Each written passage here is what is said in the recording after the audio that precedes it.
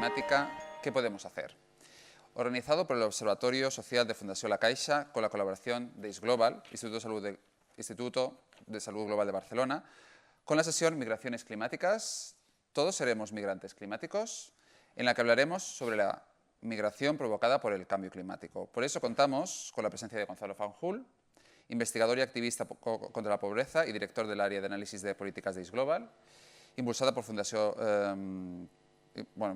Obra Social La Caixa. También contaremos con Beatriz Felipe Pérez, investigadora y formadora especializada en migraciones climáticas, cambio climático y justicia del CEDAT de la Universitat Rovira i Virgili. Pero antes de hablar con ellos, emitiremos un vídeo con una entrevista a Núria Díaz, portavoz de la Comisión Española de Ayuda al Refugiado, CEAR. Adelante, vídeo.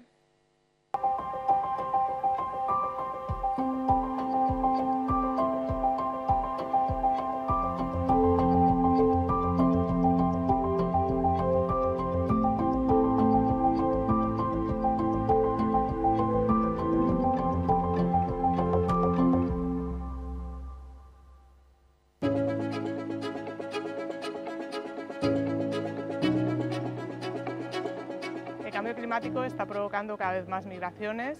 Cada año es mayor el número de personas que se ven obligadas a huir por estos motivos. El ACNUR ha determinado que en la última década se han provocado más de 21 millones de nuevos desplazamientos por motivos relacionados con el cambio climático. De hecho, hay que tener en cuenta que cada vez están más interrelacionadas las cuestiones relativas al cambio climático, las migraciones forzadas, los conflictos, la inseguridad alimentaria. Esto hace que cada vez sea mayor el número de personas que se ven obligadas a buscar protección en otros países. Sin duda, las migraciones climáticas se van a incrementar. Estamos viendo cómo cada año es mayor el número de personas que migran por estos motivos y recientemente el Banco Mundial ha sacado unos datos que reflejan que en el 2050 habrá 140 millones de personas desplazadas internamente. A pesar de la declaración de emergencia climática, estamos viendo cómo los compromisos asumidos por los Estados y por la comunidad internacional no son suficientes. Mientras no sean suficientes, los impactos del cambio climático van a ser mayores y, por consecuencia, el número de personas que van a huir y a migrar por estos motivos va a ser mayor. Todos podemos ser migrantes climáticos. El cambio climático es un fenómeno global que afecta tanto al norte global como al sur global, aunque hay que tener en cuenta que el sur global es el que más está viéndose afectado por los efectos del cambio climático.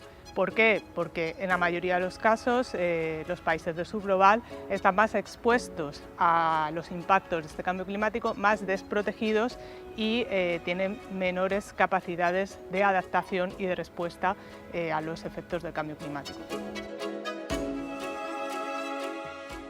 Ahora mismo estamos viendo cómo la mayoría de las migraciones climáticas se quedan dentro de los países, es decir, las personas que se ven obligadas a migrar por estos motivos se convierten en desplazados internos, no pueden atravesar fronteras. En muchos casos quedan en los mismos países con la esperanza de poder volver a sus hogares. Esto sucede sobre todo en fenómenos que son de progresión rápida, donde puede existir la posibilidad de que puedan volver y regresar a sus hogares, pero en otros casos está claro que no van a poder volver a sus hogares y no ven la posibilidad de poder atravesar fronteras y pedir protección en un país seguro fuera de sus países. Esto se debe al férreo control de fronteras que se está ahora mismo implementando a nivel global, no solamente en la Unión Europea, y que acompañado de la falta de vías legales y seguras está dejando a miles de personas atrapadas en países donde no se les asegura una vida digna y la protección que merecen.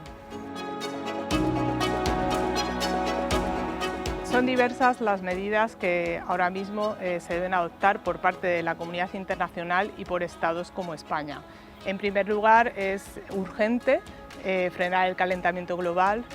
También es urgente que se adopten medidas de protección para aquellas personas que se ven ahora mismo afectadas por estos motivos, que se ven obligadas a migrar, que tienen que atravesar fronteras para obtener protección en un país seguro. Los motivos climáticos no están incluidos en la definición de refugiado de la Convención de Ginebra, pero se pueden hacer interpretaciones amplias. Esta protección podría abarcar a personas que migran por motivos climáticos, en las que confluyen también motivos de persecución encuadrados en Ginebra, persecución por raza, nacionalidad, opiniones políticas, pertenencia a un grupo social determinado, pero también se podría llegar a entender que en algunos casos el cambio climático puede producir un impacto grave y severo en derechos tan importantes como el derecho a la alimentación, a la salud, y que entonces estaríamos en un caso encuadrable en Ginebra y a esa persona se le podría otorgar protección.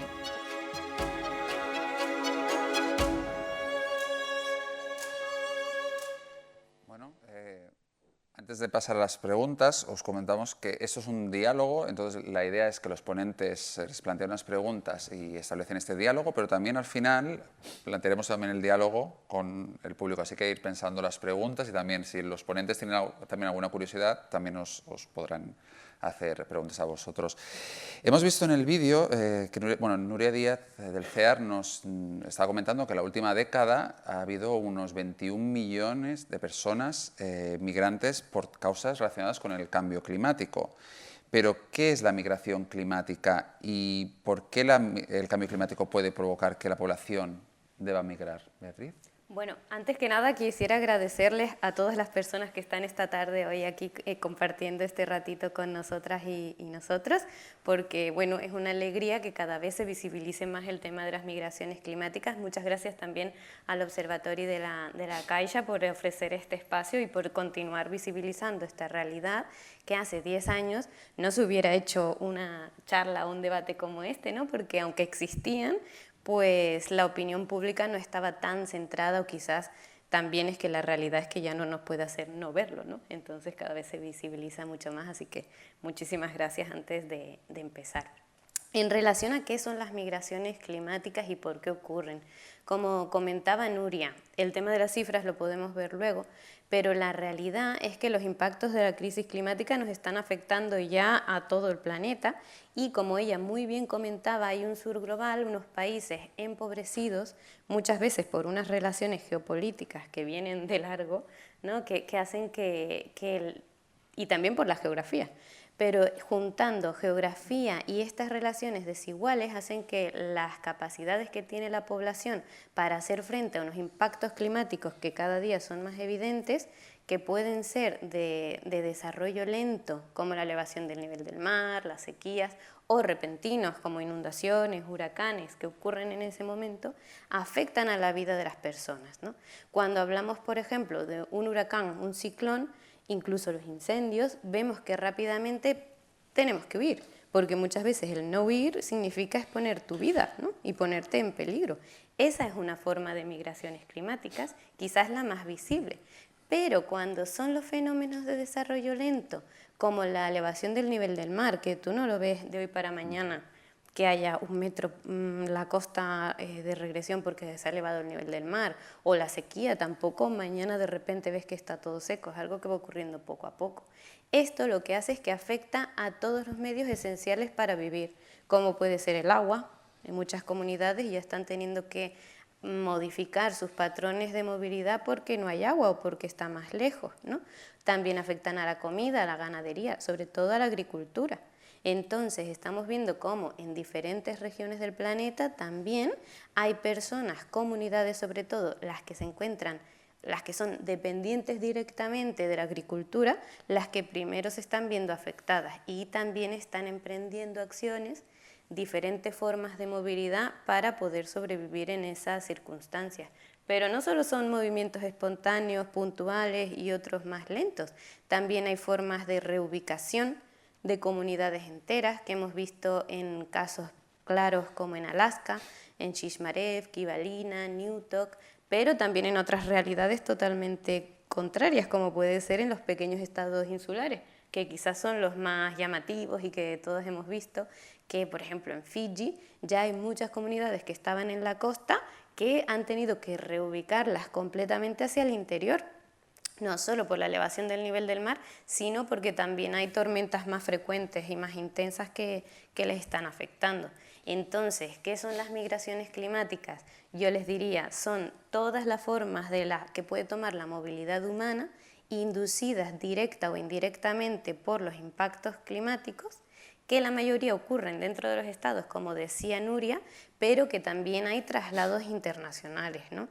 Y también yo las conceptualizaría como movimientos forzados, aunque esto es debatible, pero bajo mi punto de vista creo que se deben conceptualizar así, porque aunque haya cierto poder de decisión a la hora de decir nos vamos o nos quedamos en determinados contextos, en realidad en muchos casos, si no fuera porque hay unas causas que les están empujando a marcharse, no seguirían, ¿no? Por eso a mí me gusta siempre visibilizar lo que hay un carácter forzado, ¿no? Entonces, para resumir es esto, también entender que son multicausales, que nunca es solo el cambio climático el que está haciendo que las personas se tengan que marchar, porque al final son movimientos normalmente en contextos de pobreza, de inestabilidad política, en la que además a ese cóctel se suman los impactos climáticos, y eso hace que haya que marcharse de diferentes maneras. Entonces, Gonzalo, ¿crees que hay más migraciones debido al cambio climático? Bueno, en primer lugar, muy buenas tardes y muchas gracias por la invitación. Es un placer estar aquí. Estoy completamente de acuerdo con Beatriz que este es un tema, parece que como vamos saltando de una crisis más grave en crisis más grave, esta parece que siempre queda orillada, ¿no? Sin embargo, es una crisis latente que tiene una importancia extraordinaria, ¿no? Bueno, si uno mira los datos oficiales de la Organización Internacional de las Migraciones en lo que constituye pues, un referente de los datos de la movilidad humana, que es el portal de migraciones internacionales, el Migration Data Portal, en donde actualiza los datos. Cuando uno va a la categoría de lo que ellos denominan migraciones ambientales, lo que te dicen es que en el año 2020, para finales del año 2020, se produjeron a lo largo de ese año unos 7 millones de desplazamientos provocados por el clima, ¿no? Como decía Beatriz, esos desplazamientos en su mayoría son desplazamientos internos dentro del propio país, ¿no? La población mozambiqueña que sufre un huracán y que se desplaza hacia Maputo o hacia las ciudades del sur para tratar de encontrar alternativas, ¿no? Pero en realidad, si uno mira el informe del Banco Mundial al que hacía referencia Nuria, publicado hace unos años, me parece que es de 2017, en donde analizan el impacto del cambio climático en 3 grandes regiones del planeta, que son América Latina, el sur de Asia y África subsahariana, lo que te dice es que en el año 2016, solo en el año 2016, el número de desplazados forzosos superó los 21 millones de personas. Es decir, que la variabilidad de esos números es muy considerable y en parte tiene que ver por la dificultad para categorizar este tipo de movimientos, porque no existe, así como es posible contar el número de refugiados que entran en un país o el número de migrantes económicos que se calculan ahora entre 290 y 300 millones de personas, bueno, de migrantes en general, pero la inmensa mayoría económicos, es muy difícil calcular este número de migrantes, de lo que se denominan migrantes ambientales, ¿no? Sí sabemos una cosa, y es que en la última década el número de desplazados forzosos en el planeta se ha multiplicado por 2. De aproximadamente unos 40 millones de personas en el año 2011 a los aproximadamente 80 millones de personas que existen en este momento en el planeta como desplazados forzosos. Y se calcula, los cálculos que hace el Banco Mundial y otras instituciones que están citados, les recomiendo un artículo de John Podesta, de uno de los que fueron asesores del presidente Obama en su momento y que lo publica en Brookings, en uno de los think tanks estadounidenses. Él calcula que aproximadamente una tercera parte de esos desplazados forzosos responden a shocks naturales de carácter extremo y rápido, como explicaba muy bien Beatriz, o de carácter lento, lo cual es muy difícil de medir, porque ¿qué es lo que lleva a un ganadero que no puede alimentar a su ganado a decidir abandonar su región, ¿no? Por lo tanto, esa fotografía es más que una fotografía fija del número de personas que sepamos que son en este momento desplazados como consecuencia del clima, es una fotografía de tendencias. Y la tendencia es pavorosa, la tendencia es inapelable. Y yo creo que ese es el primer elemento fundamental que conviene capturar, ¿no?, cuando hablamos de este asunto. Aunque... ¿Puedo decir? Sí, por favor. Sí, no. Claro, es que el tema de las cifras es uno también de los grandes debates de toda la historia de la movilidad humana inducida por el cambio climático, ¿no? Y claro, está muy bien tener cifras alarmistas de millones y de millones de personas, pero en realidad es muy complicado, como decías, Gonzalo, saber quiénes están marchando y quiénes no. Y aquí hay un peligro que en el blog de Migraciones Climáticas, si les interesa, los invito a visitar lo que analizábamos, ¿no? Que era el mito de las cifras maximalistas y el peligro que corrían, porque en este contexto geopolítico actual y la fuerza de las derechas, incluso de la financiación para investigar estos temas, a veces se utilizaban estas cifras, estas proyecciones maximalistas como un argumento para decir, oye, pues a la Unión Europea no pueden llegar estos millones y millones de personas, porque van a ser millones que va acompañado muchas veces de narrativas de África a la Unión Europea o de Centroamérica a Estados Unidos, ¿no? Entonces, claro, estas cifras son importantes, pero yo creo que hay que ir un paso más allá y entender que al final son proyecciones que pueden ocurrir o no, pero que lo importante es que hay personas que ya se están moviendo hoy en día, independientemente que sean con este baile de cifras 10.000 o 1 millón, ¿no? Sí. Entonces, pues visibilizar eso nada más. Mi pregunta iba por aquí, si en un futuro habrá más migrantes climáticos y si todos podremos ser potencialmente migrantes climáticos. Esta es una pregunta que me hace pensar, la verdad. A ver, también están cada vez más investigaciones en este ámbito visibilizando que en realidad el cambio climático afecta tanto y disminuye las capacidades de las poblaciones que es que ni siquiera pueden marcharse las más afectadas, con lo cual esto también entra en contradicción con las proyecciones maximalistas de muchas investigadoras e investigadores, ¿no?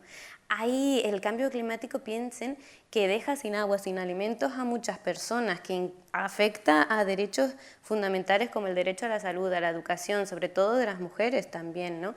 Que socava muchos progresos en el desarrollo de las poblaciones. Y esto hace que muchas personas ni siquiera cuenten con los recursos para poder marcharse. Que esto hay que también tenerlo en cuenta. Muchas de las personas que se están yendo hoy en día desde las costas africanas a Canarias intentando llegar a la Unión Europea, se endeudan, cuesta miles de euros hacer ese recorrido. Cruzar desde el sur de África o del centro de África hasta la Unión Europea es un trayecto, aparte de muy caro, peligroso, en el que pones tu vida en riesgo, ¿no? Entonces, claro, el cambio climático se mezcla con todo esto y yo creo, a veces lo pienso, aunque me dedique a estudiar las movilidades, que también atrapa a mucha gente en esos círculos de pobreza y que seguramente si las tendencias siguen así, mucha más gente quedará atrapada que quizás la que se puede marchar, y quien se pueda marchar, quizás su ruta y su proceso va a ser muy complicado y muy difícil. Y luego hay que sumar, creo también, que son migraciones no voluntarias y que mucha gente no se quiere ir, que a veces también nos olvidamos, ¿no? Claro. Que aunque haya estos impactos, hay muchos estudios, sobre todo en los pequeños estados insulares, estaba leyendo justo en Maldivas, en Fiji, que las personas, sobre todo las personas mayores que han vivido toda su vida en su casa, en su isla, en su territorio, con su cultura asociada al mar, a la pesca, ¿no? Pues que no quieren marcharse y saben que cada vez va a haber más inundaciones, más tormentas, pero que aún así están en su derecho de querer quedarse. Y esto a veces también no se visibiliza tanto cuando hablamos de migraciones climáticas. Entonces, no sé si todas y todos vamos a ser migrantes climáticos, espero que en el corto plazo no. También creo que es muy diferente, como decía Nuria, norte global y sur global, y que también hay que poner el foco en la adaptación in situ, que nadie tenga que marcharse de sus casas si no quiere, y tener un poquito de esperanza. Sí, sí. Claro, también comentaba Nuria, que la principal migración es dentro del propio país, porque realmente la población que migra quiere volver de alguna forma a su forma de vida, su casa o si no su casa, la zona que conoce, para seguir con su forma de vida. Pero en los casos que se vean forzados a marchar a otros países, ¿qué países pensáis que son más susceptibles de recibir esta migración y por qué? Bueno, ahí es muy interesante. Si tenéis oportunidad de verlo, preparando esta presentación, me topé con una serie de artículos que había publicado New York Times con una organización de periodismo de investigación que se llama ProPublica. Está publicada una serie de 3, ¿no? Pero la primera serie empieza con un mapa interactivo, en donde uno va bajando el ratón y es una bola del mundo que gira a medida que pasa el tiempo, ¿no? Y esa bola del mundo describe cómo en este momento, en el año 2021 o del año 2020, digamos, cuando están aproximadamente el 1% del espacio del planeta, está en territorios, del espacio, digamos, habitado del planeta, son territorios que resultan invivibles como consecuencia del calor en este momento. Si uno sigue girando el ratón, el mundo va dando vueltas a lo largo de este tiempo, y el mensaje que aparece después es que en el año 2070, según un estudio de la Academia Nacional de Ciencias de los Estados Unidos, en donde analizan un metaestudio sobre el impacto del cambio climático, en el año 2070 esa cifra se va a multiplicar por 19. Aproximadamente un 19% del planeta va a ser un territorio inhabitable por las temperaturas en las que, es decir, un territorio desértico o semidesértico, ¿no?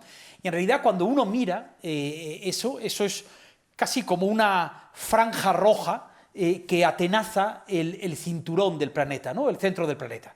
Es posible identificar una banda muy claramente que va desde una extensión ampliada del Sahel, que incorpora a África Occidental y a buena parte del Cuerno de África también, a países ahora relativamente fértiles como Etiopía, por lo menos el sur de Etiopía, que continúa, por supuesto, en la península arábiga, en el sur de Asia, fundamentalmente el subcontinente indio, el sudeste asiático y, desde luego, Centroamérica y el norte de América Latina, incluyendo parte del Amazonas, ¿no? Pero ahí aparece Venezuela. Bueno, lo que te vienen a decir, esas son las cifras más alarmantes, es que aproximadamente el cálculo que hace la Academia Nacional de Ciencias es que cada grado de incremento de la temperatura puede suponer hasta 1.000 millones de personas expulsadas, digamos, de los territorios en los que están, dependiendo de cómo evolucione tanto el calentamiento global como la evolución demográfica de determinadas regiones, ¿no? Pero considerando el status quo en este momento, esa es la... Bueno, la horquilla va de un mínimo de 1.000 millones de personas en el año 2070 a 3.000 millones de personas, fundamentalmente en estos países, en estas franjas, en el caso de África menos, pero desde luego en el caso de Asia muy claramente, superpobladas, ¿no? Es decir, que el argumento que utilizaba Nuria, el que ha comentado ahora Beatriz, yo creo que es inapelable. Exactamente igual que el cambio climático está golpeando de manera desproporcionada a las regiones más vulnerables del planeta, la migración climática se concentrará en las regiones más vulnerables del planeta, ¿no? Y con esto ocurrirá lo que ocurre con todos los desplazamientos forzosos, exactamente por la razón que decía Beatriz, porque no emigra el que quiere, sino el que puede, y el que tiene que emigrar, emigra donde puede, y en principio hay un desplazamiento dentro del propio territorio, un fenómeno de urbanización creciente dentro de muchos de estos países, y a partir de ahí, cuando es absolutamente imprescindible, se cruza una frontera. Y cuando se cruza una frontera, como ocurre ahora con la mayor parte de los refugiados o solicitantes de asilo del planeta, estos se concentran en los países en vías de desarrollo. En Europa y en los Estados Unidos nos hemos instalado en la histeria colectiva, pero en realidad el verdadero desplazamiento masivo de refugiados está en países como Etiopía, como la República Democrática del Congo, como Kenia, como Bangladesh acogiendo a los Rohingya en este momento, ¿no? Eso es lo que va a ocurrir en los próximos años, ¿no? Y esto tiene algunos matices, y he tratado de listar aquí algunos matices que me parecen importantes, ¿no? En primer lugar, y esto es algo que yo vi con muchísima claridad en Mauritania, ahora os lo explicaré. Yo creo que se va a producir un efecto dominó, como ya se está produciendo un efecto dominó, ¿no?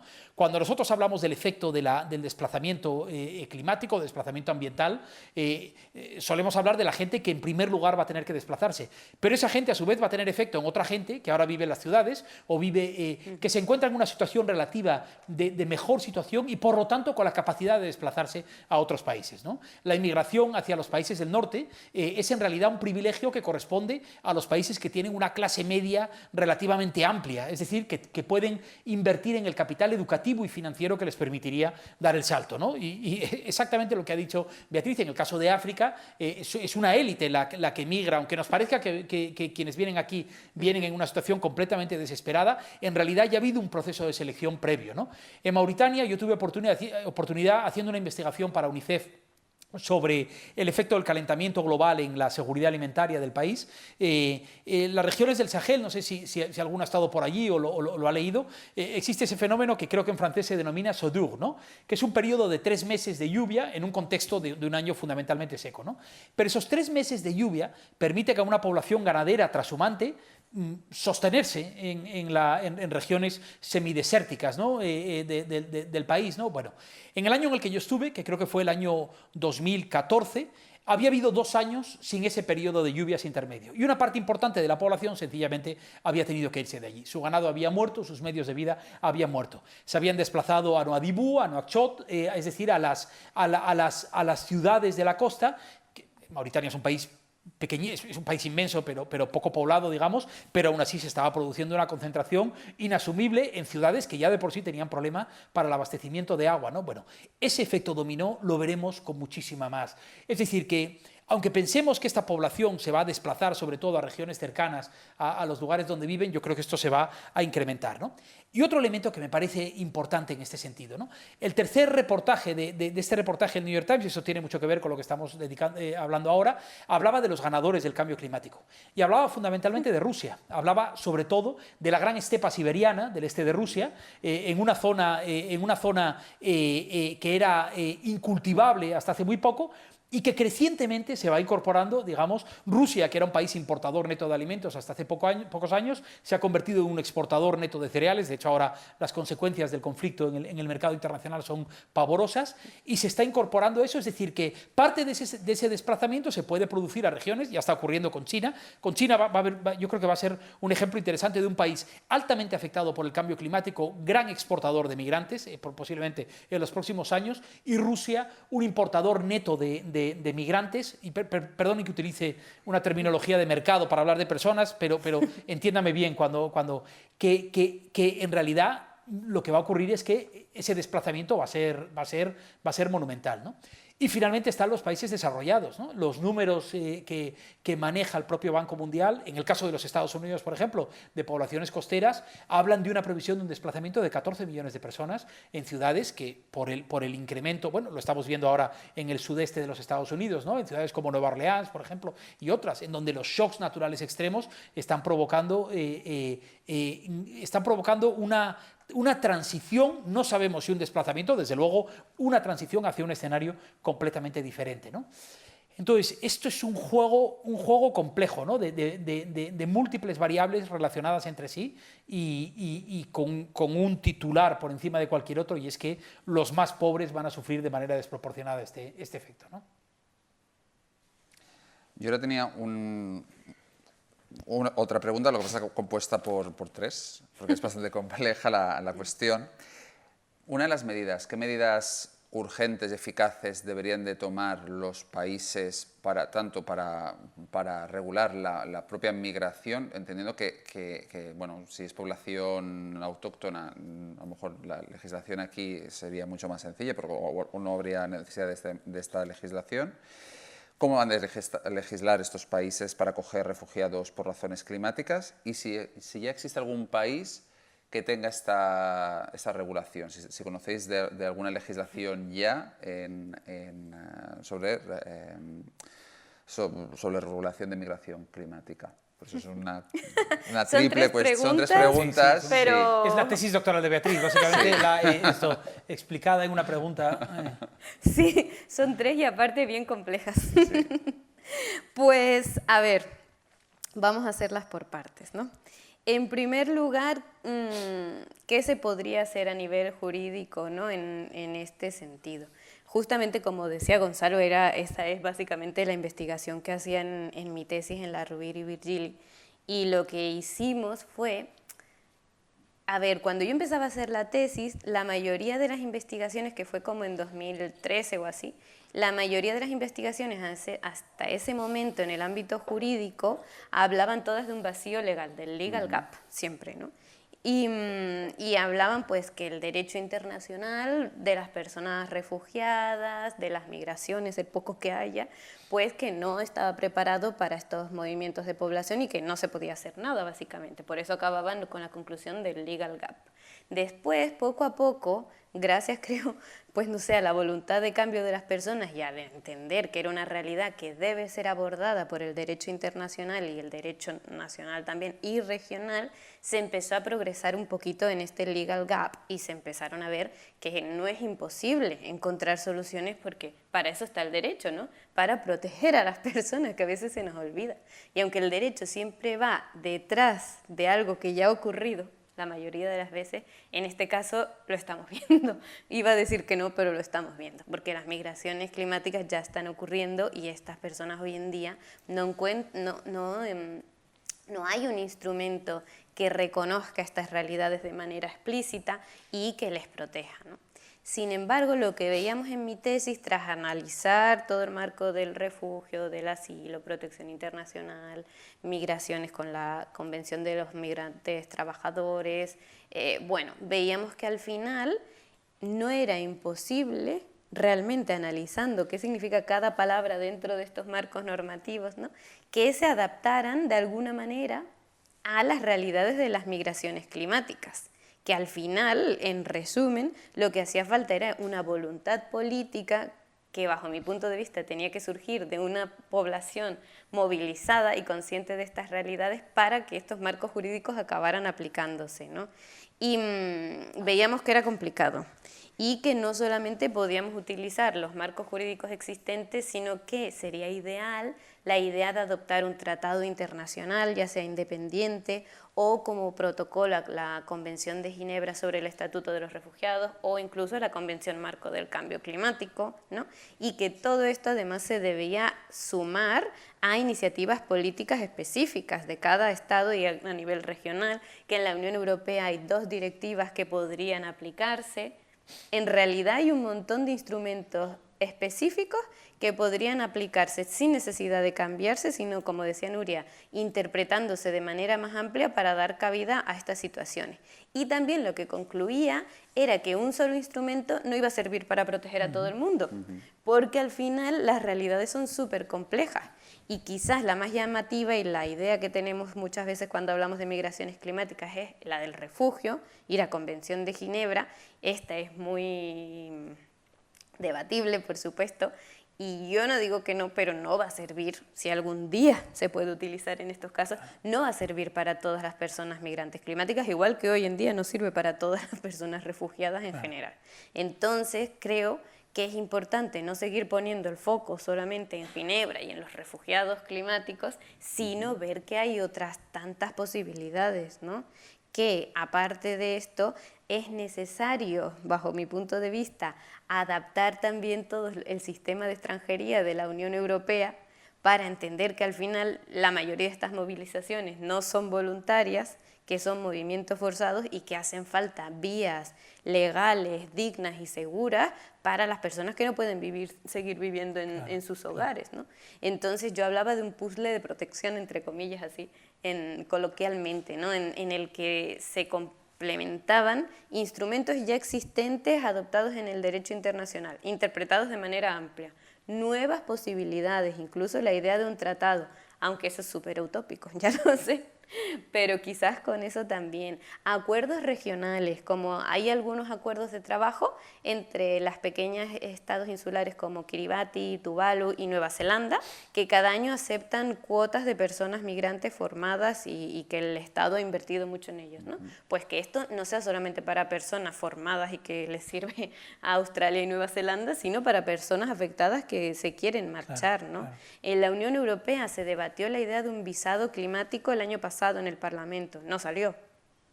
Quizás la próxima vez que se vuelva a debatir en otro contexto político podría salir. En Estados Unidos el presidente Biden ha hecho una orden ejecutiva en la que instó a la creación de un informe y poco a poco también está visibilizándose que deben regularlo. ¿Qué se ha hecho ya? Un ejemplo que a mí me gusta mucho es en África, hay la Convención de Kampala para el desplazamiento interno, que es una convención internacional de ámbito regional. Y ahí es el primer instrumento internacional vinculante en el que reconocen que el desplazamiento interno puede estar causado por el cambio climático y los desastres. Claro, no lo han adoptado todos los países africanos, es regional, solo podría ser en África. Y la implementación pues va a su ritmo y tiene sus dificultades, pero es un ejemplo muy bueno y pionero en este sentido. Países como Tuvalu y Fiji ya tienen políticas específicas de reubicación y desplazamiento interno de migraciones climáticas. Aparte, también se está avanzando en que países en las normativas de migraciones y en la normativa climática están empezando a hacer los vínculos. Por ejemplo, la ley de cambio climático de Perú, de México, ya está incorporando referencias a las migraciones, que esto antes no pasaba. Es un pequeñito paso, ¿no? Pero al menos es algo. Igual con las de movilidad, la ley de migración de Bolivia ya incluye el cambio climático. No ofrecen una protección todavía útil para las personas afectadas, ¿no? Hay que seguir avanzando. Pero ya son cositas que se están haciendo, que en España tenemos una ley de cambio climático del año pasado y no hay ninguna referencia a la movilidad humana. Pero en el Plan Nacional de Adaptación, sí. Entonces yo, como soy optimista, a pesar de realista, ¿no?, veo que aunque se va muy lento y sobre todo en el marco del derecho es extremadamente lento, veo que algunas cositas se están haciendo. Si quieren luego podemos hablar de algunos casos concretos así, pero para no extenderme más. Si me permite, Raúl, bueno, primero de todo me parece fascinante porque realmente o sea, has tratado de contestar una de las preguntas claves de este asunto porque realmente hay un vacío en la... Y yo simpatizo mucho con la idea de utilizar un enfoque, primero, no necesariamente multilateral, porque creo que en este momento, aunque, digamos, podríamos aspirar a tener una legislación multilateral, pero francamente yo creo que sería, es una cosa utópica en este momento. Creo que el enfoque regional, incluso bilateral, a veces nacional, en la línea que tú estás proponiendo, me parece muy interesante. Me gusta mucho la idea de una lógica incremental. Yo siempre he visto, en general, en la reforma del modelo migratorio, yo me viene a la cabeza siempre la figura del escalador, ¿no? Avanzar un poquito, asegurar y seguir avanzando, ¿no?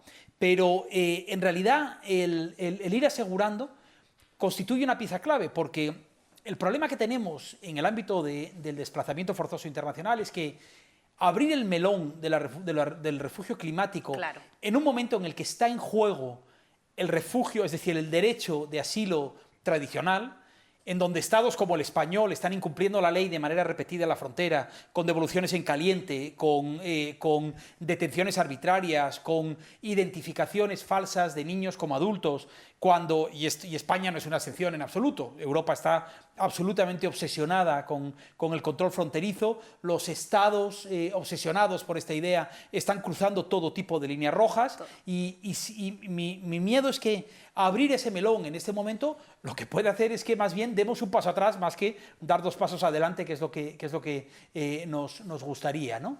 Pero yo sí creo que de alguna manera, y me gusta también esa lógica que planteas, hay que ir incrustando el elemento migratorio y creo que en este sentido el propio IPCC, por ejemplo, el panel del IPCC ha ido avanzando, ha habido un reconocimiento más formal, sí, pero hay que incorporarlo en las estrategias de mitigación, es decir, hay que trabajar también para que la gente no se vea, es decir, este tiene que ser un argumento que incorporemos a las estrategias de mitigación, desde luego es un argumento que hay que incorporar a las estrategias de adaptación, porque al fin y al cabo el desplazamiento no deja de ser una reacción perfectamente natural de adaptación y hay que incorporarlo como mecanismo de compensación.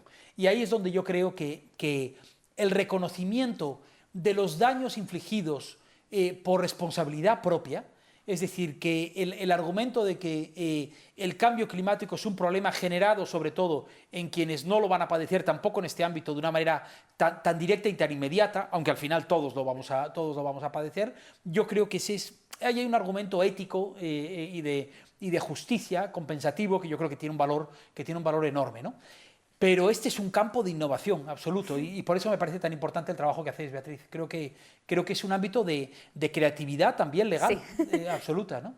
Sí, total, muchas gracias, Gonzalo, totalmente de acuerdo. Y el tema de las responsabilidades es clave. En mi tesis también lo analizábamos mucho y en otro informe en el que hicimos con SEAR se visibiliza también, es un informe con SEAR y Greenpeace, pero en la iniciativa con migraciones climáticas en 2020 intentamos relacionar la responsabilidad de las empresas europeas y de la Unión Europea en concreto con las migraciones climáticas. Fue complicado. Sí. Pero al final veíamos que había un argumento quizás ético que quizás no está en el lenguaje de las grandes empresas, sobre todo los carbon majors, que son las grandes empresas súper contaminantes, que muchas tienen sede en la Unión Europea o en Reino Unido, ¿no? claro, tienen una responsabilidad súper fuerte, porque si analizamos las investigaciones de GEDE, de Hickel y de otros tantos, nos lo dicen claramente, que las emisiones responsables de que al final muchas de las personas que se están teniendo que ir, pues las podemos contar. ¿Quiénes son esas empresas? Sí. Los estados, ¿no? Y eso era un argumento clave, bajo mi punto de vista, para forzar cambios jurídicos en estos estados, para que también haya un argumento ético y de responsabilidad histórica climática que haga que, por mucho que no quieran, al final son los responsables y son quienes tienen que actuar, ¿no? Tenía una última pregunta antes de pasar a las preguntas del público. Tal como se ha visto en la guerra de Ucrania, existe un trato diferencial para personas que demandan asilo en función del país de origen. ¿Existen y existirán migrantes climáticos de primera y de segunda? ¿Cómo lo veis? Absolutamente, de primera y de tercera, y esto lo hemos visto de manera muy obvia ahora durante la guerra de Ucrania. A veces de una manera obscena, con Polonia haciendo dos colas, una para gente racializada y otra para ucranianos, bueno, yo creo que eso... Ahora, hay que decir, este asunto, en fin, uno se puede encabronar, puede reprocharle a los gobiernos lo que es evidente. Yo prefiero verlo de otra manera. Yo prefiero utilizarlo como trampolín para fortalecer el sistema de asilo y refugio, ¿no? Y prefiero hacerlo de dos maneras. En primer lugar, este ha sido un ejercicio de empatía monumental, entre otras cosas porque la gente ha percibido que esta era una guerra propia. Es decir, cuando uno mira esto desde España, ve la guerra de Ucrania en parte como una guerra propia, y yo creo que eso es lógico y es inevitable pensar que esto está mucho más cerca de nosotros que el conflicto con Boko Haram en Mali, donde también hay muchos solicitantes de asilo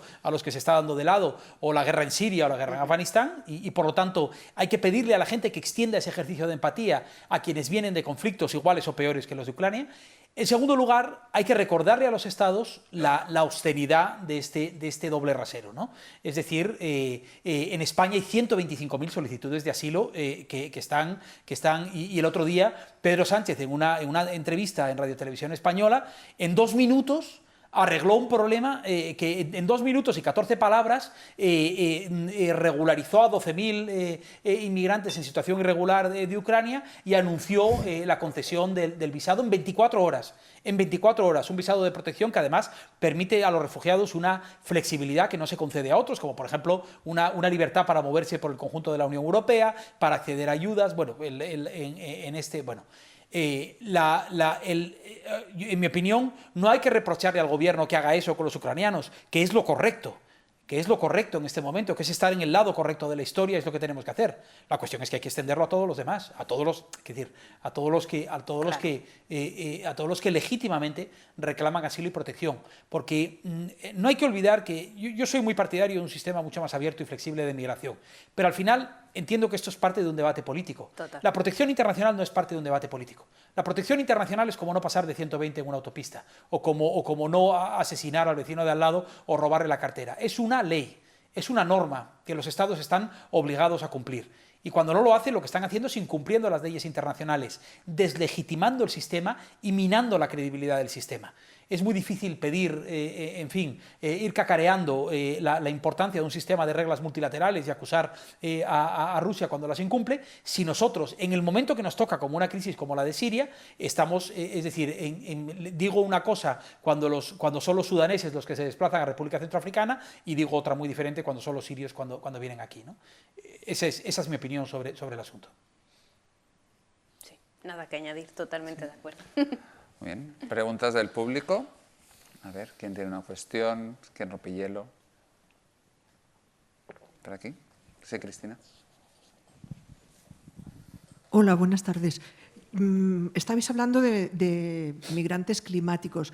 Me preguntaba si incluíais también a otros migrantes que no tienen tanto que ver con el cambio climático, pero sí con el cambio global.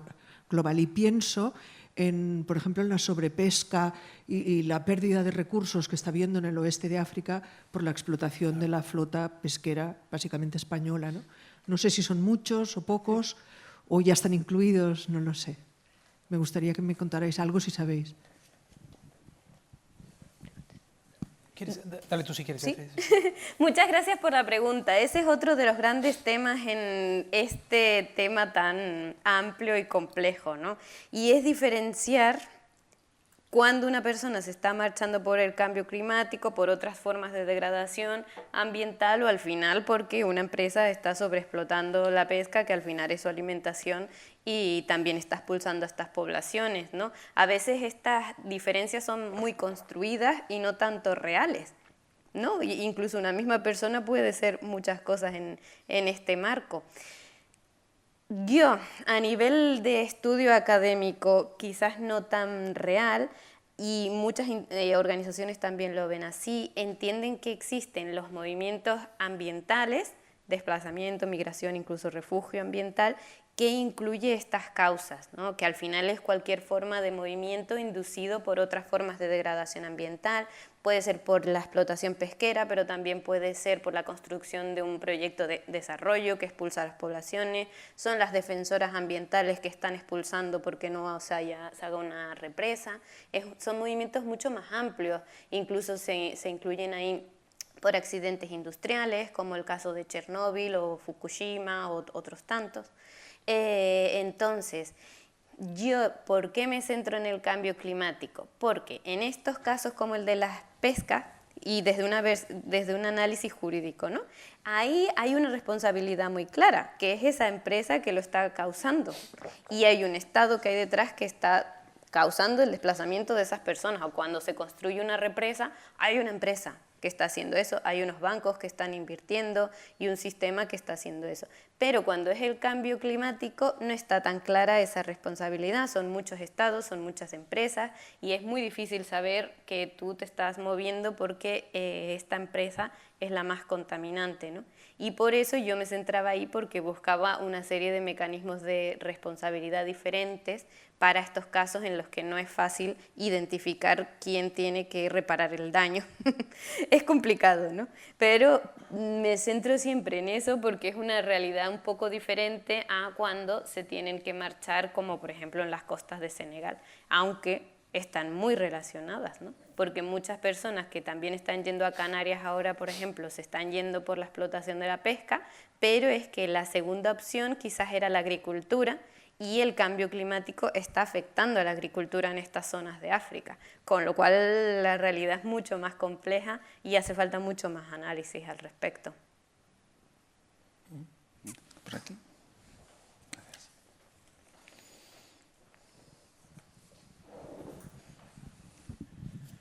Muchas gracias por la exposición, la verdad es que ha sido muy interesante. A mí se me plantean una serie de cuestiones. La primera sería, imaginemos que no existe el cambio climático. Imaginemos. En ese caso, tendríamos de todas maneras un problema que se llama la población. La población asentada, o sea, la humanidad, ha colonizado todo tipo de climas, ambientes y demás históricamente, pero no en el mismo número. Siempre ha habido un proceso casi de autorregulación de la cantidad de gente que cabía en un cierto territorio en unas condiciones climáticas. Viene el cambio climático, perfectamente descrito, y la verdad es que se agudiza todos los problemas que pudiera haber. Y luego añadamos un tercer componente, que podríamos decir economía, o sea, una sociedad que funciona con criterios económicos. Claro, es inevitable los cierres de fronteras que estamos hablando, primero, el aumento de las poblaciones sin capacidad de ofrecer una vida digna a esta gente que llega haciendo las cosas, la sobreexplotación de ciertos ecosistemas que han dado todo lo que pueden de sí, que en estos momentos han quedado sin agua y lo demás, y una población que gracias a las mejores condiciones sanitarias ha aumentado. O sea, la verdad es que tenemos un popurrí bastante considerable y que desde el punto de vista jurídico la verdad es que es de agradecer que haya alguien que intente poner orden en ese popurrí, pero lo veo difícil. Por otro lado, sí que quisiera aportar una pequeña solución, y es que precisamente porque la humanidad ha colonizado todo tipo de ambientes, ha generado tecnologías adaptadas a cada uno de esos, y probablemente lo que está fallando es esa transferencia de conocimiento y transferencia de soluciones que se han aportado en situaciones extremas y que no llegan a la gente que se las encuentra, que se le van creando hoy en día. En fin, es una pequeña reflexión al hilo de lo que han dicho que me ha parecido muy interesante. ¿Puedo decir algo sobre esto? Sí, claro.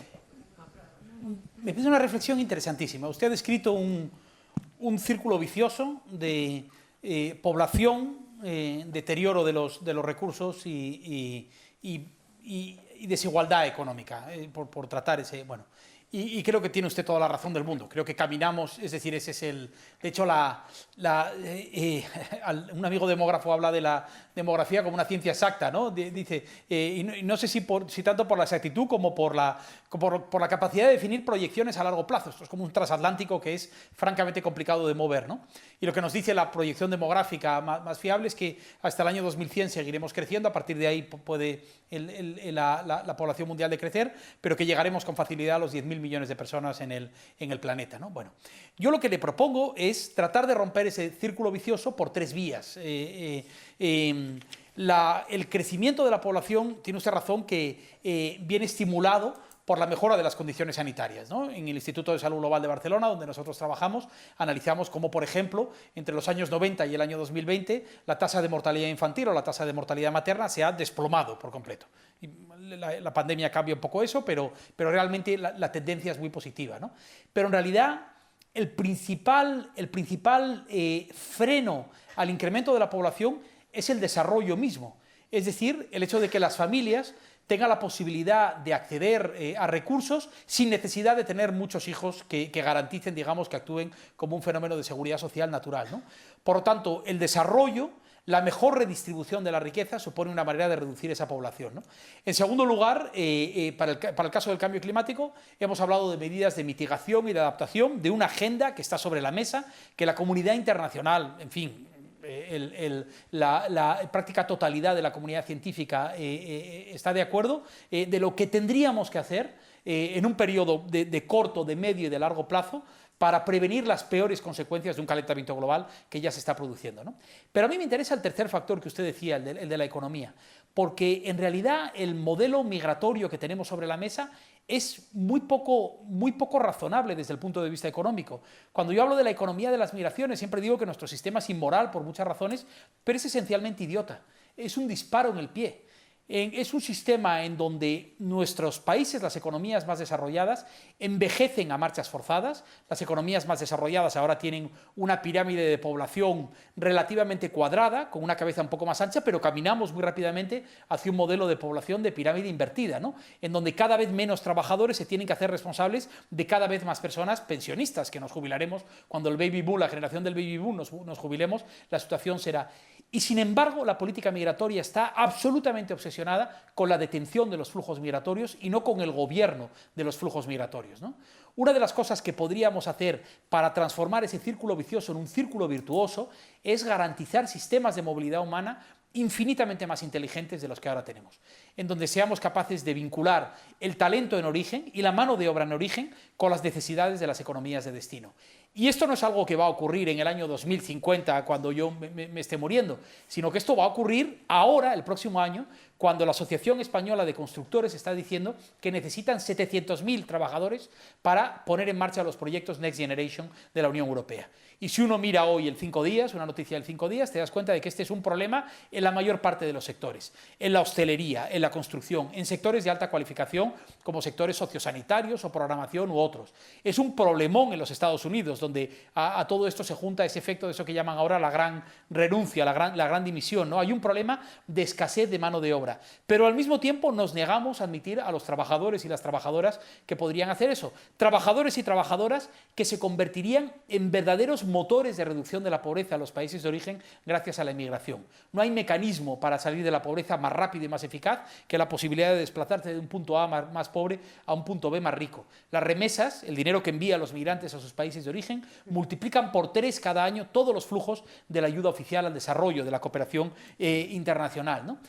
Es decir, que parte de la solución a este sistema no solo se trata de amortiguar la pulsión por emigrar, sino de garantizar que la inmigración es un fenómeno predecible, legal, seguro, lo cual significa caminar en la dirección que investigadores como Beatriz están planteando. Si pensamos en el Pacto Mundial sobre Migraciones y Asilo del año 2018, bueno, no tiene dientes desde un punto de vista legal, no puede obligar a nadie, y sin embargo plantea un terreno de juego interesante para quien quiera involucrarse en eso, ¿no? La Unión Europea está negociando el Pacto de Migraciones y Asilo. El ministro de Migraciones de España, José Luis Escrivá, se presentó al principio de esta legislatura con un plan ante el Congreso que yo lo hubiese firmado de pe a pa, que era un dechado de racionalidad. Lo que venía a decir es exactamente esto. En los próximos años nos quedaremos sin trabajadores. Entonces, yo aspiro a que ese círculo vicioso que usted ha descrito de manera muy lúcida lo convirtamos en un círculo virtuoso y que intervengamos en cada una de las fases de este proceso para generar riqueza dentro de un contexto de sostenibilidad y de redistribución de los beneficios y las oportunidades también a través de la migración. No solo a través de los impuestos, que es muy importante, o de los mecanismos que utilicemos, ¿no? Para mí eso también debe ser parte de este debate que planteamos ahora. Desgraciadamente, la proliferación de políticas nacional populistas en el conjunto del mundo, pues, en fin, no va por ahí. Lo que ha ocurrido en Rusia, lo que ocurrió en el Reino Unido con Brexit, la proliferación de partidos nacional populistas en el conjunto del mundo, también en España, con el tercer partido en el Parlamento, un partido nacional populista, pues eso no nos lleva en esa dirección. Pero para eso estamos nosotros, los votantes, los ciudadanos, quienes investigamos, quienes participamos en conversaciones como estas. Al final ese cambio va a depender de nosotros, ¿no? En fin, no de una oscura fuerza en algún lugar indeterminado, ¿no? Y por eso yo también soy muy optimista, porque si no, básicamente nos tiraríamos al tren. Claro. Esa es la...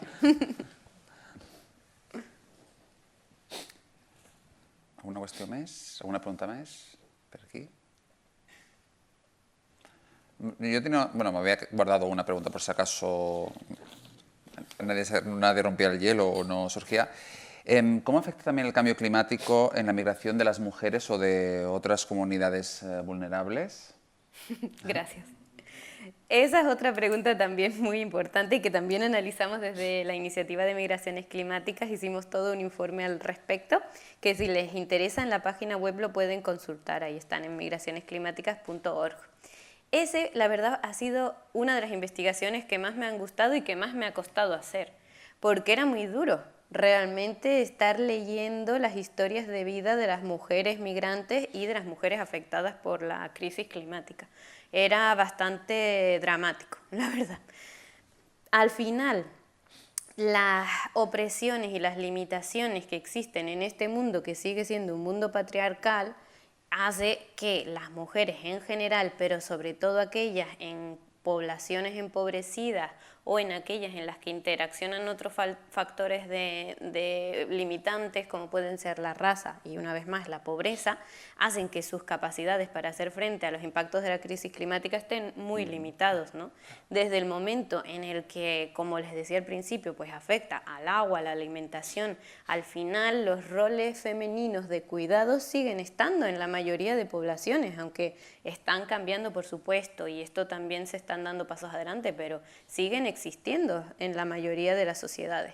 ¿Qué pasa? Que con la crisis climática esas cargas de cuidados, de presión y de violencias machistas de todo tipo también están aumentando exponencialmente. El caso del agua quizás es uno de los más claros que siempre explico y quizás les interese, ¿no? Pero según datos de las Naciones Unidas, en 8 de cada 10 hogares que no tienen agua en su casa, que tienen que ir a buscarla afuera, son las mujeres las que se encargan de ir a por ella, mujeres o niñas, ¿no? Entonces, hay estudios que ya lo evidencian, que cuando el agua está más lejos, está más contaminada, hay que caminar más para ir a buscarla, ¿no? Incluso hay que traer más si es que se puede y la calidad de ese agua suele ser peor. Pero esto no solo implica un esfuerzo físico de ir a buscarla, ¿no? Esto tiene como en el iceberg muchas cosas por debajo que son mucho mayores, como es que se saca antes a las niñas de las escuelas, o que la salud de las madres y de las niñas se ve muy perjudicada por esta limitación de ir más allá. Limita el tiempo que tienen para trabajar en algo que les paguen, porque encima la mayoría de estos trabajos no son pagados. El ir a recoger el agua no se considera un trabajo productivo, sino que al final es un trabajo reproductivo no pagado. Esto en los contextos en los que afecta el cambio climático. Luego también veíamos cómo las capacidades claramente de escapar ante una inundación o un ciclón, ¿no? Están también limitadas por las construcciones de género, como el hecho de decidir si marcharte o no cuando hay una inundación, si quizás no te ha llegado la información, porque los índices de alfabetización también y de acceso a la información son diferentes para mujeres y para hombres en casi todos los lugares del mundo. El no tener la titularidad de la tierra también hace que no reciban las ayudas cuando hay un desastre, que estén mucho más desamparadas las mujeres. Las habilidades como básicamente de nadar o trepar a los árboles, también se evidencia que muchas veces eso se les enseña a los niños masculinos, pero no tanto a las mujeres. Incluso la vestimenta. Hay vestimentas tradicionales en muchos lugares del planeta junto con el no tener las habilidades para escapar con la misma habilidad, que hace que en muchos desastres hayan muerto más mujeres que hombres. Sumado no solamente a eso, sino a lo de decidir o el miedo a compartir un espacio con un hombre o a salir de la casa si no hay un familiar masculino en determinadas culturas también, ¿no? Todo esto tiene repercusiones muy claras cuando afecta el cambio climático y a la hora de escapar, como les digo. Y luego en los trayectos migratorios también está muy claro. Las personas migrantes sufren todo tipo de violencias muchas veces cuando no hay vías legales dignas y seguras para poder migrar, pero en el caso de las mujeres se suma exageradamente las violencias machistas hacia ellas. El sexo para sobrevivir, los problemas que hay en los campos, en los albergues temporales de personas refugiadas. Hay muchas evidencias de que las mujeres hay violaciones, hay miedo a ir al baño de noche cuando estos albergues no se han construido teniendo en cuenta las necesidades de las mujeres, problemas durante la lactancia y el embarazo que afectan a su salud. Aparte, ya también hay cada vez más evidencias de la presión psicológica y el trauma post-desastre que queda en los cuerpos de las mujeres de manera diferente a la de los hombres.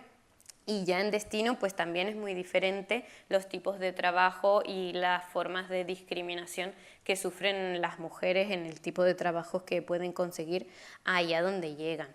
También visibilizar el tema de la trata, que hay pocos estudios todavía que relacionan cambio climático y trata, pero ya los hay, que muchas mujeres, al esta situación no estar reconocida por el derecho internacional, se encuentran en el limbo jurídico que decíamos, ¿no? En situaciones un poco o totalmente indeterminadas. Pero es que encima, dentro de los propios países, si te tienes que ir y no estás protegida de ninguna manera, es muy fácil que caigan víctimas de las tratas. Y hay un estudio que me leí el otro día de mujeres que iban en Bangladesh desde las zonas costeras muy afectadas por la elevación del nivel del mar y las tormentas, y se marchaban a la capital, sobre todo donde hay trabajo, y en este trayecto, al tener que ser una migración como puedes hacerla, pues fácilmente mujeres y niñas no acompañadas acababan en estas redes de situación muy, muy complicadas, ¿no? Y hay otros muchos ejemplos más, pero si quieren pues los podemos comentar Bueno, también por visibilizar que hay estudios que evidencian que hay, incluso en crisis climática, aumenta la mutilación genital femenina en prácticas en lugares donde ya las veía, o el matrimonio de las niñas también, que en contextos de sequías cada vez más fuertes, sumado a la pobreza, en culturas donde eso ya se hacía, el cambio climático está haciendo que se haga más. ¿Por qué? Porque es una estrategia de las familias para tener una carga menos económica, una persona menos a las que alimentar. Y ya hay estudios que lo evidencian en diversos lugares donde es una forma de adaptarse lamentable y trágica a los impactos climáticos. No hay alimentación, cada vez hay menos agua, pues voy a hacerle la mutilación a la niña para que salga del hogar antes. Tampoco esto quiero decir que es algo que ocurra siempre, ni claramente cambio climático, mutilación genital femenina, ¿no? Pero sí que hay evidencias que esto está pasando y que también hay que analizarlo pues desde un enfoque de género, como las realidades son muy diferentes, ¿no? Daré tiempo para una última pregunta. Entonces, bueno, si queréis hacer la pregunta, a ver si podemos contestarla en rápido. Las dos, sí. Las dos, sí. Bueno, muchas gracias. Yo rápidamente leeré con atención tu estudio, pero sí que me gustaría que si pudierais, habéis hablado aquí de creatividad normativa, entiendo que la integración efectiva de los migrantes es complicada, no se trata solo de facilitar su acceso, sino luego que se integren, ¿no?, efectivamente dentro de la sociedad. ¿Qué medidas concretas hay en este tipo de pactos, en el proyecto de ley del ministro Escrivá, en estos pactos internacionales? ¿Hay medidas concretas de decir, bueno, pues son cupos? No sé si podéis aportar algo dentro de esta creatividad normativa. Gracias. Y la otra pregunta, y así intentaremos a ver si podemos contestar las dos. Bueno, mi pregunta es, por ejemplo, si estamos hablando de casos donde ya hay un efecto y una consecuencia por el cambio climático en la migración, y hay alguna manera de anticiparse por parte de las localidades, de las poblaciones, a anticipar estos riesgos, por ejemplo, si hay una correlación entre la pérdida de biodiversidad en espacios donde aún no hay una crisis climática, pero sí se puede la población como poner atención, anticiparse a esos problemas y detectar de que hay una pérdida y un potencial riesgo en crecimiento, y si hay alguna iniciativa o si esto se podría utilizar, digamos, para sensibilizar a las poblaciones y entender la consecuencia de las migraciones, como las migraciones como consecuencia del cambio climático, para evitar lo que decimos, ¿no?, que hablamos de, me llamó mucho la atención cuando hablan de que son los votantes los que tienen que decidir, y entender de que son estos problemas que no lo capitalizan las extremas derechas, todo este tipo de situaciones, es una buena arma de sensibilización para la población. Yo voy a decir algo sobre la primera pregunta, si te parece, aunque no sé si la quieres contestar tú. Para el tema. Adelante, adelante. Este es un tema fundamental, y viene la cuestión de la integración.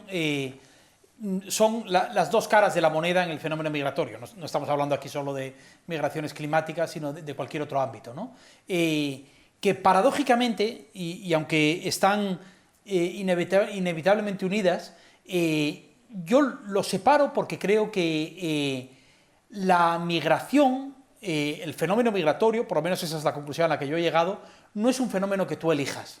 La migración se puede producir de manera regular o irregular. Tú puedes complicar el proceso migratorio, puedes alargarlo, puedes llegar a encanallarlo, como hemos hecho desde Europa con las rutas provenientes de África, en donde hemos creado rutas que son infinitamente más peligrosas de lo que eran hace solo unas décadas, pero en último término, si los factores si las pulsiones de empuje y de atracción operan con la suficiente intensidad, los flujos inevitablemente irán accediendo, ¿no? Por lo tanto, la integración, es decir, las políticas activas de integración, me parece que no son una opción para los países. Los países no pueden optar en si gastan más o menos, son un mecanismo de protección del interés público, un mecanismo básico de protección del interés público, ¿no? Y te doy un ejemplo de un ámbito en donde el gobierno había hecho promesas explícitas, pero por ahora no se están cumpliendo, que es el tema de los inmigrantes en situación irregular en nuestro país, ¿no? La irregularidad es un factor de vulnerabilidad y de marginalidad posiblemente, es decir, no tiene comparación con ningún otro, ¿no? Es estigma, es indefensión, es miedo. En este momento, según los cálculos de la Fundación Por Causa, aproximadamente 500.000 de personas se encuentran en situación irregular en nuestro país, de los cuales cerca de una quinta parte, aproximadamente entre 115 y 130.000 niños, y 130.000 inmigrantes, son niños. La mitad de ellos menores de 10 años, niños muy pequeñinos. La irregularidad supone un factor de desintegración social, porque básicamente convivimos con ciudadanos de tercera clase. Además, convivimos de una manera, muchas veces cuando le preguntas a la población, cuando piensan en los inmigrantes en situación irregular, piensan en un hombre negro saltando una valla, pero en realidad el inmigrante en situación irregular se parece mucho más a la señora que trabaja en nuestra casa, a la que dejamos nuestros hijos por la mañana, a la que cuida a nuestros padres, todo lo que es más importante lo dejamos en personas que se encuentran de facto en una situación de exclusión ante la ley, ¿no? Bueno, la regularización, que es una medida práctica que se podría tomar de manera inmediata, que tendría beneficios no solo éticos, sino económicos extraordinarios, ya que aquí vuelvo otra vez al aspecto económico al que me refería antes. Los cálculos que hace por causa es que la regularización tendría un beneficio, un impacto fiscal neto de ingreso para el Estado de 3.500 euros por persona regularizada y año. Cerca de 1.000 millones de euros al año en beneficios para el conjunto de la economía, permitiendo que quienes trabajan hoy en la economía sumergida trabajen pagando impuestos directos, ya pagan impuestos indirectos, pero impuestos directos haciendo contribuciones a la seguridad social, ¿no? Por lo tanto, ni siquiera en ese factor fundamental de integración estamos viendo una respuesta activa de las instituciones. Y de hecho ahora hay una iniciativa legislativa popular, les animo a que entren en la página web en esenciales.info, precisamente para promover esta regularización, ¿no? A partir de ahí hay otras muchas medidas que se pueden tomar, algunas están funcionando de una manera mejor y otras peor, ¿no? Aquí tienen que ver mucho las comunidades autónomas y los ayuntamientos, que tienen poder sobre las políticas que afectan de manera más inmediata a la integración de los inmigrantes, ¿no? Desde el acceso a servicios públicos básicos como la educación y la sanidad, hasta la integración, la facilitación de la diversidad cultural en barrios, en escuelas. Es decir, hay una miríada de políticas que son fundamentales en este sentido, ¿no? Pero, ¿el qué, perdón? La inclusión financiera, esa es otra, que tiene que ver también, en el caso de la irregularidad, este es un inmigrante en situación irregular, no puede abrir una cuenta corriente para empezar, ¿no? Es decir, es decir, que todos estos elementos, aquí por cierto, ahora que estamos en la Fundación La Caixa hace un trabajo espléndido en ese sentido, ¿no? El Observatorio Social de La Caixa hace algunos de los trabajos más interesantes en materia de integración, también la Universidad de Comillas y otros, pero yo creo que es un asunto de primer orden, pero vuelvo al punto con el que empecé, es un asunto que es difícilmente elegible. Cuando la gente dice, bueno, es decir, me gusta más un gobierno que integre más o menos, bueno, esto es como, en fin, esto es como regular el tráfico, no hay opción. La migración es un hecho, lo será, cuanto más tratemos de frenar los flujos en frontera, más inmigración irregular habrá. Tenemos que optar por un gobierno inteligente de los flujos, y no hablo de una política de puertas abiertas, y eso inevitablemente significa gestionar sociedades que van a ser diferentes de lo que son. Pero también, francamente, es un poco ingenuo pensar que nuestras sociedades no son diferentes a lo que eran hace 50 años, ¿no? O que Cataluña no es diferente de lo que era antes de las llegadas de migrantes de Extremadura, de Andalucía, y son sociedades que han cambiado, que se han hecho mejores con esa diversidad, y este es el signo de los tiempos, ¿no? Yo creo que tenemos que demostrar con los que vienen de fuera de nuestras fronteras la misma inteligencia colectiva que hemos demostrado con quienes venían de dentro de nuestras propias fronteras. Si quieren, para responder muy rápidamente a la otra pregunta que nos hacían por allí, claro, justamente lo importante sería centrarnos en que no haya esos movimientos de población forzados y en prevenirlos, ¿no? Para ello, y ya los hay muchos proyectos de cooperación internacional y dentro de los propios estados de intentar mejorar la situación y de adaptarse al cambio climático sin tener que marcharse. Y hay ejemplos de todo tipo relacionados sobre todo con temas de agua, de agricultura, de ganadería, que se mezclan muchas veces con factores de género, que lo que hacen es, sabemos que hay una zona muy vulnerable a la crisis climática, donde es probable que, o ya lo esté pasando, que se estén teniendo que ir, pues vamos a buscar estrategias para que las personas no tengan que marcharse, porque como decíamos al principio, la mayoría no quiere irse de sus lugares de origen, ¿no? Entonces es esencial y súper importante que trabajemos en esas formas y que creo que la cooperación internacional es clave en ese sentido, también partiendo de las responsabilidades históricas en cuanto a la crisis global ambiental. Perfecto, tenemos que dejarlo aquí. Muchas gracias, Gonzalo, Beatriz, también a Nuria por el vídeo. Muchas gracias a los asistentes por vuestras preguntas.